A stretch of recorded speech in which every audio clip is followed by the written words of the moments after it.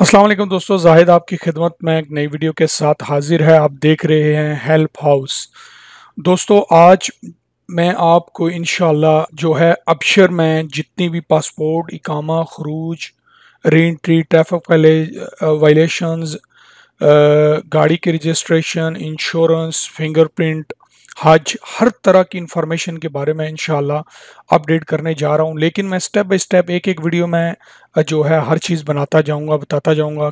इस वीडियो में अबशर को लॉगिन करूंगा आपके सामने, और उसमें उसमें जाके सबसे पहले इकामा वगैरह या वीज़ा की वीडियो बनाऊंगा। उससे अगली वीडियो जो मेरी होगी वो इसी तरह पासपोर्ट वगैरह या इस तरह चीज़ों पे चलती जाएगी। अब जो मेरी 8-10 वीडियो होंगी इंशाल्लाह वो अबशर से रिलेटेड इंफॉर्मेशन पे होंगी।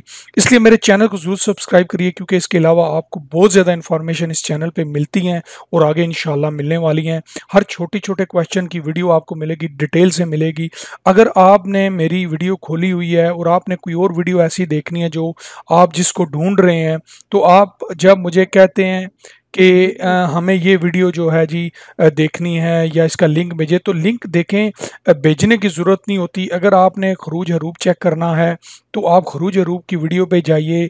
ये यहाँ पे नीचे आप आते हैं, इसको डिस्क्रिप्शन बोलते हैं, यहाँ लिंक दिया होता है। लिंक पे क्लिक करके उसका लिंक लिखा होगा कि ये इसका लिंक है हरूब का या खरूज का, क्लिक करके आप वो चेक कर सकते हैं। इसके अलावा अगर आपने मेरे मेन चैनल पे जाके सारी वीडियो देखनी है, उसमें से अपनी पसंद की वीडियो निकालनी है, तो यहाँ हेल्प हाउस पे आप क्लिक करिए। हेल्प हाउस पे ये जो हेल्प हाउस लिखा है इस पर क्लिक करेंगे तो आप सीधे ये देखिए मेरे चैनल में चले जाएंगे। ठीक है, यहाँ पे आप जब वीडियो पे क्लिक करेंगे, ठीक है, तो ये सारी वीडियोस आपके सामने आ जाएंगी, आप देख सकते हैं। यहाँ से जो भी आपकी मर्जी की वीडियो है, आपकी ज़रूरत की वीडियो है, आप निकाल के चेक कर सकते हैं और अपना मसला हल कर सकते हैं। ठीक है जी, ये इंट्रोडक्शन देना बहुत ज़रूरी था उन लोगों के लिए जिनको वीडियो ढूंढने में परेशानी होती है, ताकि उनको समझ आ जाए और वो आराम से ईजीली मेरी वीडियो को ढूंढ सकें। तो अब हम बढ़ते हैं इंशाल्लाह वीडियो की तरफ।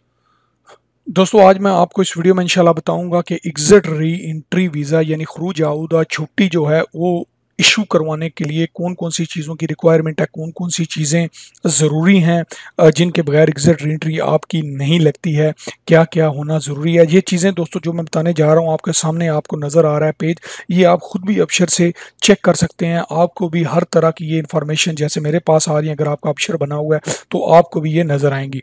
स्पॉन्सर, जैसे मैं अपनी पिछली खरूज की वीडियोस में बता चुका हूँ कि स्पॉन्सर का आपका जो यानी कफ़ील है या कंपनी का जो मतलब स्पॉन्सर है उसका और आपका स्टेटस जो है एक्टिव होना चाहिए। जैसे हरूब होता है एब्सेंट शो करता है, वैसे नहीं होना चाहिए। आपकी सारी पेनल्टीज़ जो ट्रैफिक की हैं वो पेड होनी चाहिए। ठीक है, उसके बाद आपका कोई भी कैंसलेशन आप पे पेनल्टी नहीं होनी चाहिए। जैसे कि खरूज आपका अगर एक्सपायर हो गया है या एग्जिट एंट्री आपकी पहले एक्सपायर हुई है, कैंसिल नहीं हुई, एक्सपायर हुई है, ख़त्म हो गई है यानी, तो आपने वो उसको कैंसिल नहीं टाइम से करवाया, टाइम एक्सीड हो गया है, तो उस पर हज़ार हज़ार रियाल दोनों पे, री एंट्री पे खरूज पे भी होती है, पेनल्टी पेड ज़रूरी है, कोई पेनल्टी नहीं होनी चाहिए। स्पॉन्सर जो है प्रीवियस वैलिड वीज़ा आपका यानी नहीं होना चाहिए। सो अगर एग्जिट एंट्री आपकी लगी है तो ज़ाहिर आप दूसरी नहीं लगवाएंगे, आपकी पहली होगी। स्पॉन्सर शुड बी प्रेजेंट, आप जो है सऊदी अरब में प्रेजेंट हैं तो आपकी री एंट्री लगती है। पासपोर्ट इकामा आपके पास होता है, जब आप बाहर चले गए हैं तो आपकी दोबारा एग्जिट एंट्री तो नहीं लगेगी। स्पॉन्सर पासपोर्ट वैलिडिटी 90 डेज़ की होना ज़रूरी है, यानी आपका पासपोर्ट 90 डेज़ का कम अज़ कम वैलिड होना बहुत ज़रूरी है एग्जिट एंट्री हो जाता के लिए।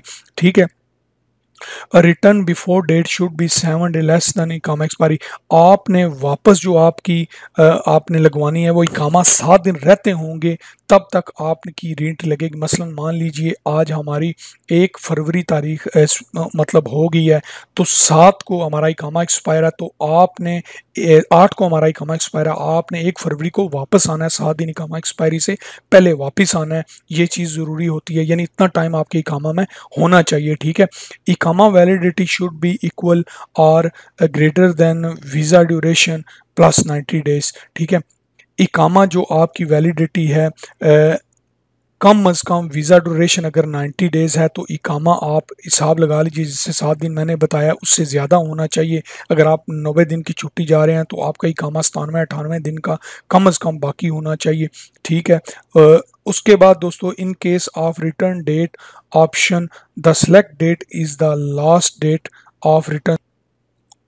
उसके बाद दोस्तों जो आपकी रिटर्न डेट है वो आपकी लास्ट रिटर्न डेट होती है वापसी की, उसको आपने फॉलो करना होता है। Gregorian date will be considered if there is difference with Hijri date. अगर ग्रिगोरियन डेट है या हिजरी डेट है तो उसी को कंसिडर किया जाएगा जो डेट उन्होंने उसमें इंटर की होगी। फिंगरप्रिंट आपके जो है अनरोल होने बहुत ज़रूरी हैं। फिंगरप्रिंट आपके अगर नहीं होंगे तो आपकी री एंट्री जो है वो नहीं लगेगी।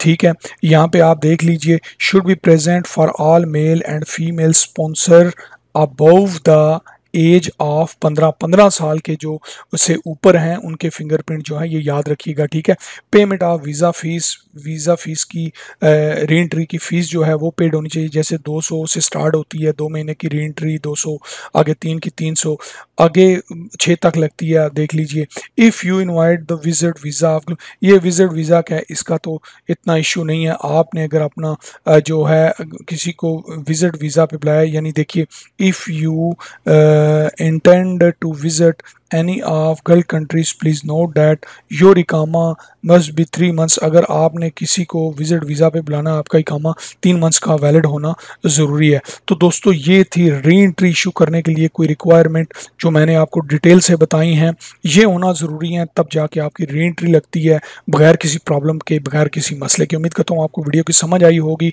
चैनल को ज़रूर सब्सक्राइब करिए, वीडियो लाइक शेयर करिए।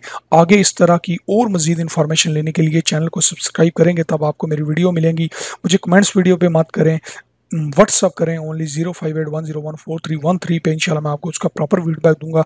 अगली वीडियो तक के लिए मुझे इजाज़त दीजिए। अल्लाह हाफिज़।